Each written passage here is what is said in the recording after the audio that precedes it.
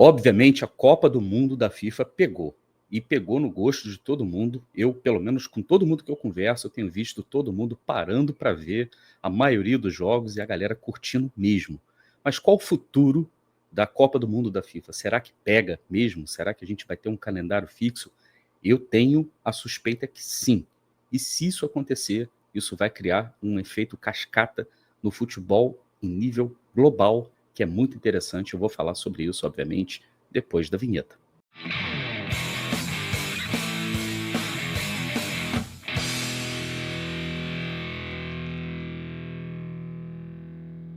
Olá, Helenos e Helenas, eu sou Társilo Delfim, o Caboclo. Eu estou trazendo mais um conteúdo aqui para vocês no canal do Caboclo. Antes da gente começar a bater o nosso papo, eu vou pedir para vocês o seguinte: deixa o like, se inscreva no canal e acione o sininho para receber as notificações de conteúdos novos aqui no canal do Caboclo.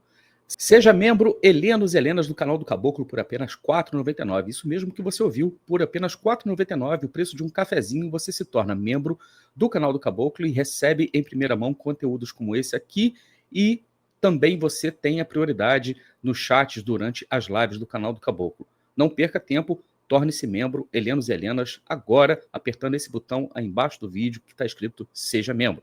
Se você também quiser apoiar o canal, você pode enviar um Pix para minha chave de Pix, canaldocaboclo@gmail.com, e lá você coloca o valor que você quiser e você também pode deixar sua mensagem de apoio, de crítica, sugestões, perguntas, dúvidas, o que você quiser, e eu faço questão de ler aqui nos programas que eu gravo ou então ao vivo também nas lives do Caboclo, beleza? A Copa do Mundo de Clubes da FIFA está fazendo muito sucesso.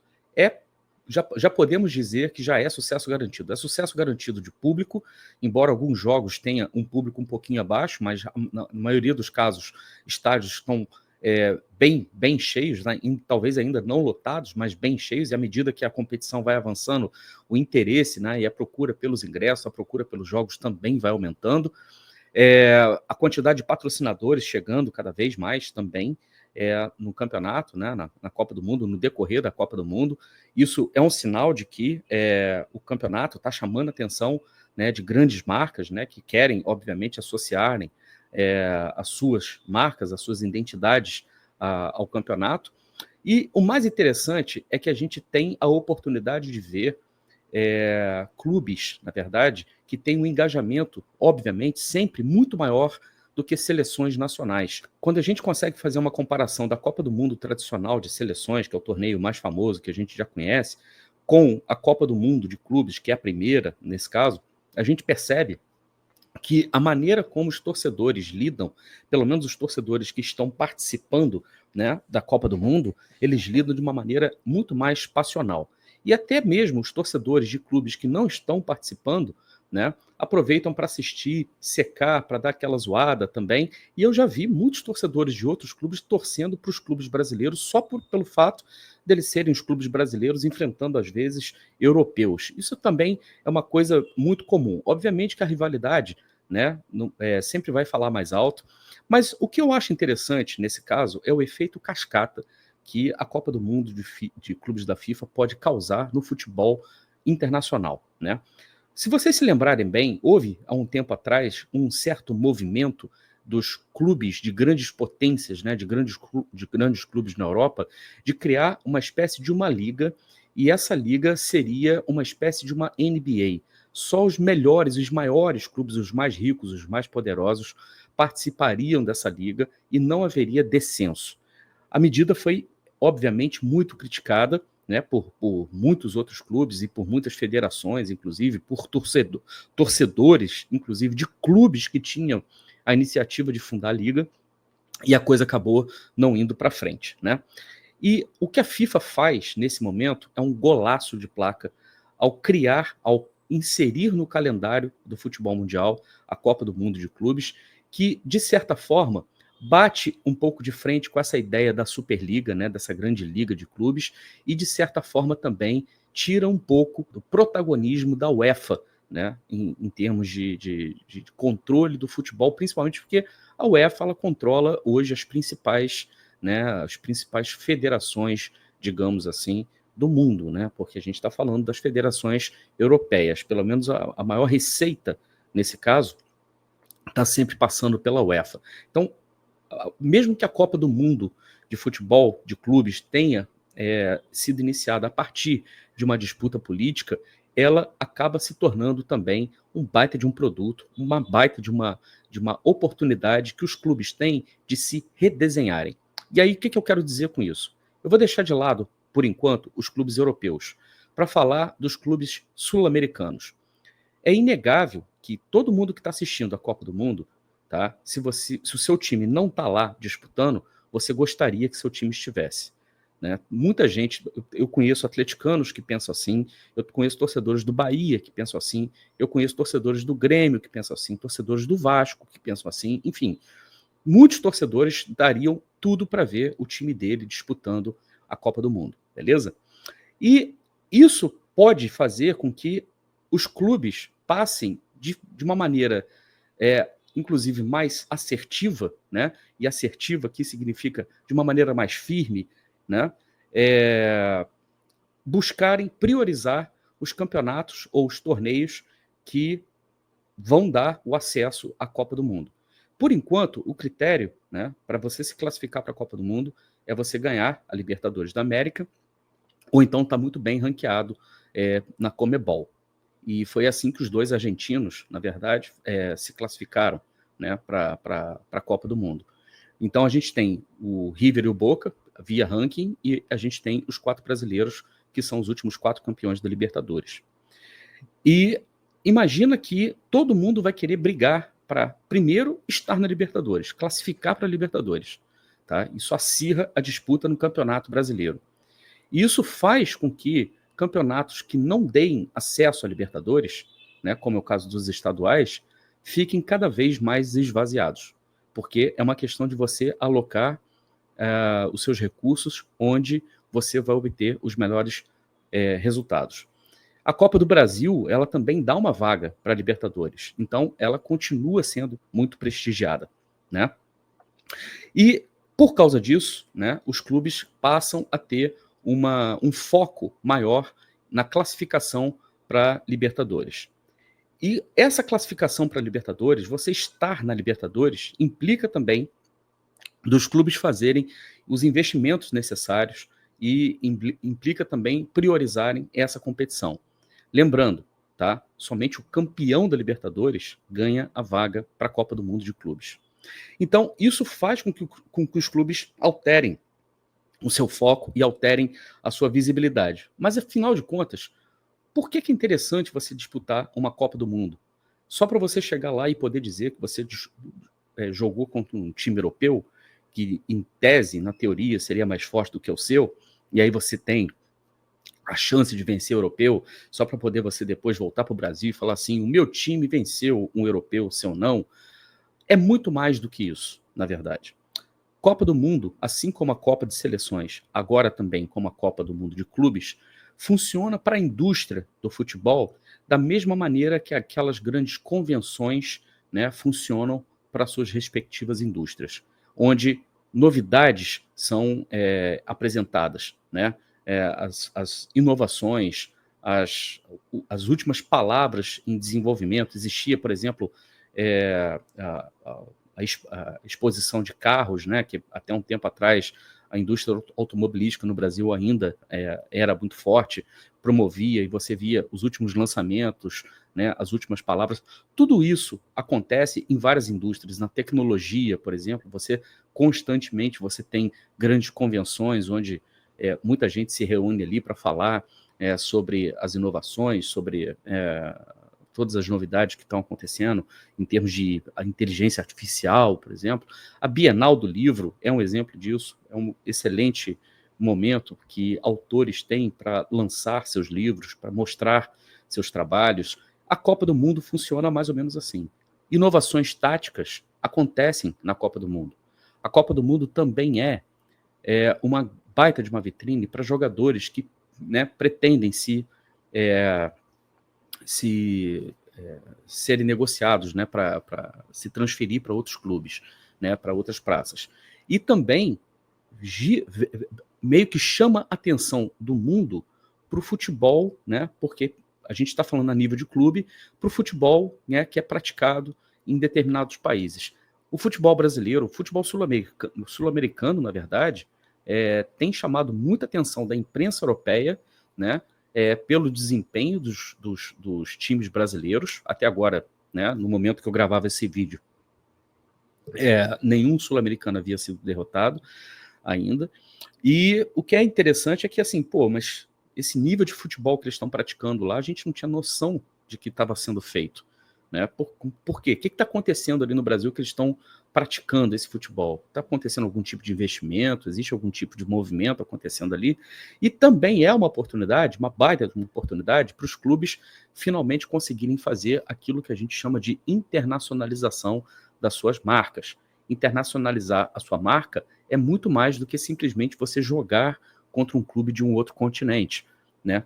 Por exemplo, você tinha clube sul-americano sempre disputando o Intercontinental no final do ano, e isso não era necessariamente uma maneira de internacionalizar, isso não era suficiente, digamos assim, para que os clubes pudessem internacionalizar as suas marcas. Ou seja, o Mundial do jeito que ele está sendo feito, né, a Copa do Mundo do jeito que ela está sendo feita, ela abre também uma oportunidade muito interessante para negócios dos clubes, para que eles possam aparecer em outras praças, para que eles possam, de repente, estabelecer parcerias, né, com outros países, com outros clubes. Né? Isso tudo é muito possível. Um exemplo disso, né, e isso não está acontecendo por causa necessariamente da Copa do Mundo de Clubes, mas o Botafogo fez recentemente um movimento muito interessante de fazer uma parceria com um clube da Índia. E isso gerou um pouco de polêmica, né? Clube da Índia, existe futebol na Índia? Aí você está vendo aqui o clube que o Botafogo está estabelecendo uma parceria, o Combans, né? Mas o que é isso? Da onde que é esse clube? O clube de uma província, o clube de um lugar pequeno, né? De um lugar remoto na Índia, e a gente nem fala de futebol, né, indiano. E aqui o Botafogo fala na nota, né, que o Botafogo soltou no dia que anunciou a parceria com o Combas, né? A parceria entre Combas e Botafogo chega em um momento crucial para o futebol de Kerala. Estamos comprometidos em construir caminhos que inspirem e desenvolvam jovens jogadores desde a base, especialmente em escolas públicas. Prestem muita atenção nisso, tá, gente? Em escolas públicas e comunidades carentes, tá? Essa parceria representa o próximo passo do Combas FC em aproximar o futebol internacional da nossa cidade e das nossas crianças, disse K.C. Chandrahansan, que é o diretor executivo do Combas. Tá? E aí, eles estão falando aqui mais ou menos em que termos que vai se dar a parceria. Né? Ele fala, entre os compromissos assumidos pelas partes estão criação de uma academia de futebol Botafogo Combas FC, com estrutura de formação baseada nos padrões técnicos e pedagógicos do Glorioso, do Botafogo.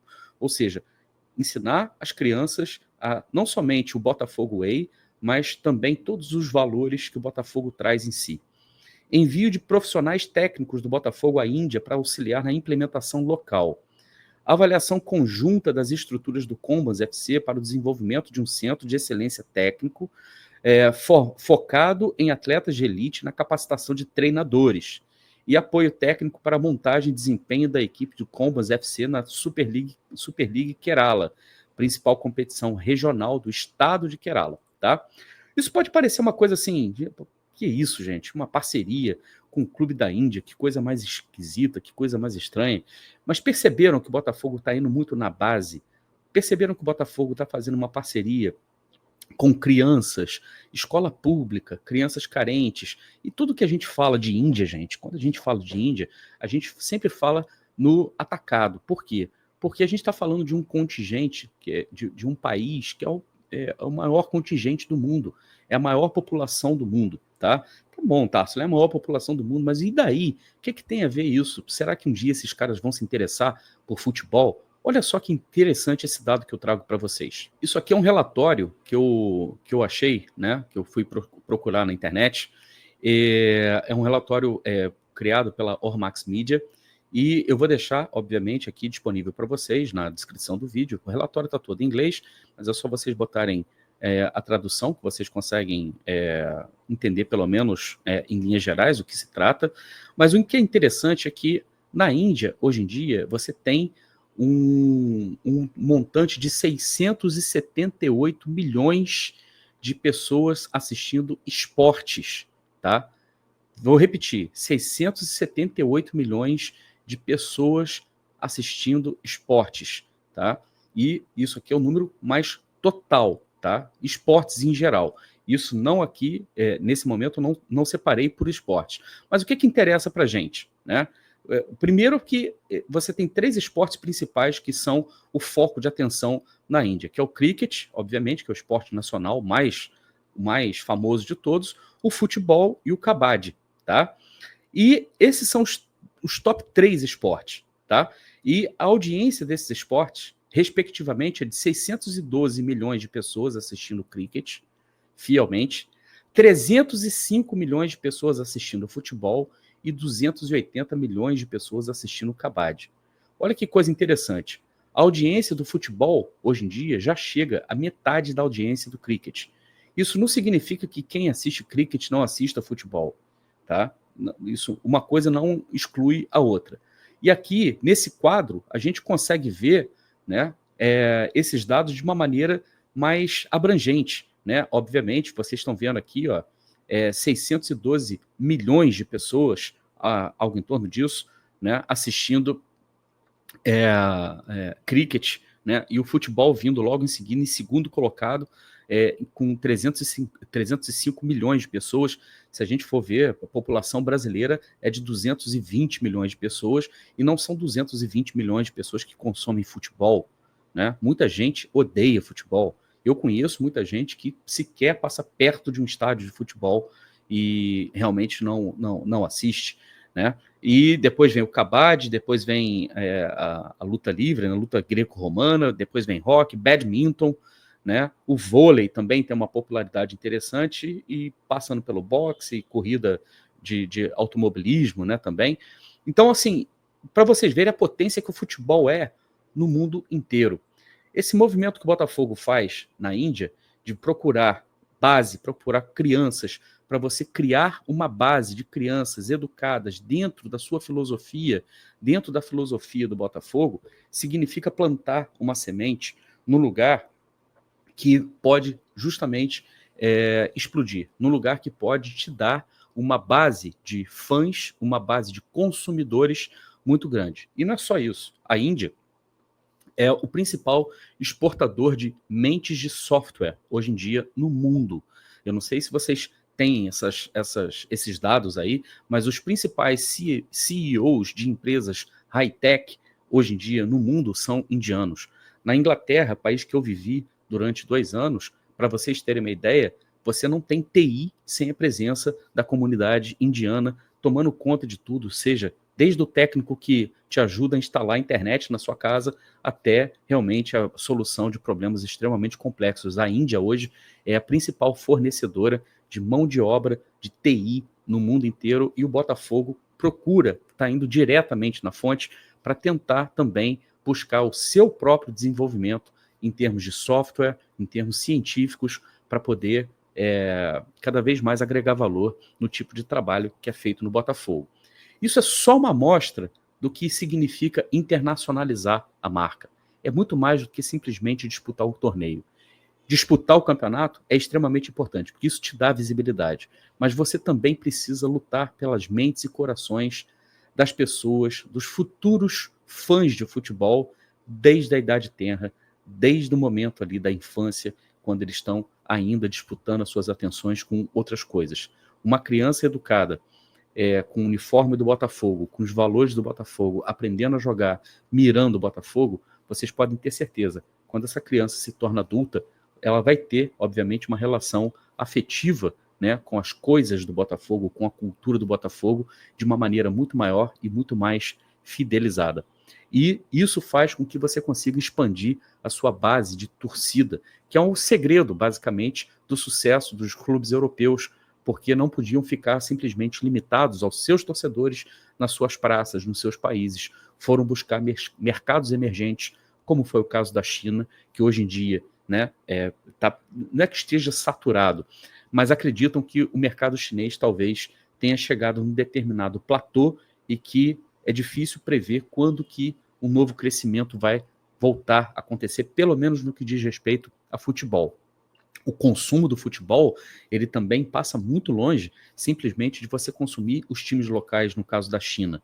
Os chineses consomem muito a Premier League, tanto que o United, né, o Manchester United, tem uma base de fãs imensa na China, consumidores que pagam, por exemplo, para utilizarem o aplicativo do clube. Isso gera uma receita absurda para o clube. Por que não na Índia? Por que não o Botafogo sendo pioneiro fazendo esse tipo de trabalho na Índia, que é um país que mostra, né, pelos números que eu mostrei aqui, que dá amostragens muito claras de que tem uma tendência de crescimento forte, robusta da audiência de futebol. E, obviamente, se você consegue fidelizar essa audiência, você consegue transformar isso em novas receitas. Enfim, é o Botafogo tentando, né, romper fronteiras e, de fato, internacionalizar a sua marca. Extremamente importante nos próximos 4 anos o Botafogo ir bem na Libertadores e, quem sabe, de repente, beliscar mais uma Libertadores para a gente conseguir garantir mais uma vez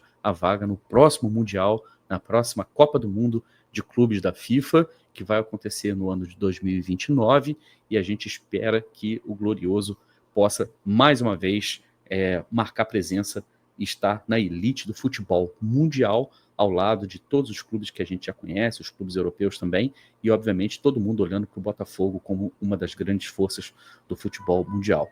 Isso é projeto de curto, médio, obviamente, longo prazo, mas 2029 está ali, né? E tomara que a gente consiga estar lá mais uma vez. Você concorda, discorda de tudo que eu falei aqui? Eu quero saber sua opinião. Não deixe de comentar aí embaixo, deixe sua opinião, sua crítica, sua sugestão. Vou ficar muito feliz. E também, o mais importante, se você gostou desse conteúdo, eu peço para vocês que deixe seu like, se inscreva no canal e acione o sininho para receber as notificações de conteúdos novos do canal do Caboclo. Seja membro, helenos e helenas do canal do Caboclo, por apenas R$ 4,99. E se você também quiser contribuir com o crescimento do canal, você pode enviar um Pix para minha chave de Pix, canaldocaboclo@gmail.com. Beleza? Vou ficando por aqui. Você já sabe, aqui no canal do Caboclo, se tem bambu, tem flecha. Um grande abraço. Tchau.